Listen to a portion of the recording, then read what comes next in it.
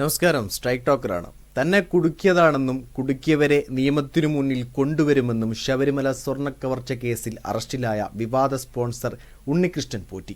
പ്രത്യേക അന്വേഷണ സംഘത്തിന്റെ കസ്റ്റഡിയിൽ വിട്ട ഉണ്ണികൃഷ്ണൻ പോറ്റി കോടതിയിൽ നിന്ന് പുറത്തിറങ്ങുന്നതിനിടെയാണ് മാധ്യമങ്ങളോട് പ്രതികരിച്ചത്.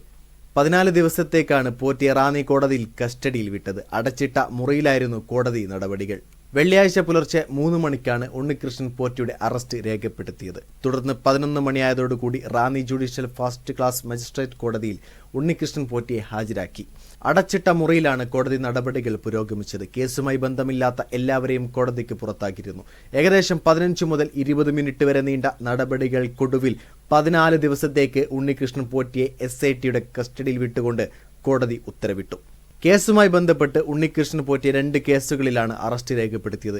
SITയുടെ അന്വേഷണം വിജിലൻസ് കണ്ടെത്തിയ കാര്യങ്ങൾക്ക് സമാനമായ രീതിയിലാണ്. റിമാൻഡ് റിപ്പോർട്ടിലെ പ്രധാന കണ്ടെത്തലുകൾ ഇങ്ങനെയാണ്. ഒന്നാമത്തേത്, 1998 സ്വർണം പൊതിഞ്ഞിരുന്ന ദ്വാരപാല കവചങ്ങൾ ദേവസ്വം ഉദ്യോഗസ്ഥർ ഉണ്ണികൃഷ്ണൻ പോറ്റിക്ക് നൽകിയത് ചെമ്പുപാളി എന്ന മട്ടിലായിരുന്നു. രണ്ടാമത്തെ കാര്യം, പോറ്റി ഈ കവചങ്ങൾ ചെന്നൈയിലെ സ്മാർട്ട് ക്രിയേഷൻസിൽ എത്തിക്കുകയും യഥാർത്ഥ സ്വർണം നീക്കം ചെയ്ത ശേഷം കുറഞ്ഞ തൂക്കത്തിൽ സ്വർണം പൂശി തിരിച്ച് ഏൽപ്പിക്കുകയും ചെയ്തു. മൂന്നാമത്തെ കാര്യം, യഥാർത്ഥ സ്വർണ്ണക്കടത്താണ് ഉണ്ണികൃഷ്ണൻ പോറ്റിക്ക് എടുത്തു നൽകുന്നതെന്ന് രണ്ടാം പ്രതിയായ മുരാരി ബാബു അടക്കമുള്ളവർക്ക് ഉത്തമ ബോധ്യമുണ്ടായിരുന്നു.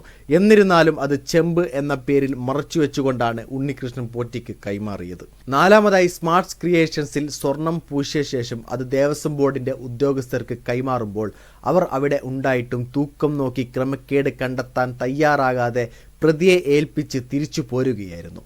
അഞ്ചാമത്തേത്, ഇതിന്റെ ഫലമായി വിവിധ ഇടങ്ങളിൽ പൂജകൾ നടത്തി കൂടുതൽ ലാഭം നേടാൻ പ്രതിക്ക് അവസരമൊരുക്കി. നിങ്ങളുടെ അഭിപ്രായം രേഖപ്പെടുത്തുക. വീഡിയോ ഇഷ്ടമായി ലൈക്ക് ചെയ്യുക. കൂടുതൽ വീഡിയോസുകൾക്കായി ഈ ചാനലിലൂടെ തന്നെ സബ്സ്ക്രൈബ് ചെയ്യുക. This is strike talk signing.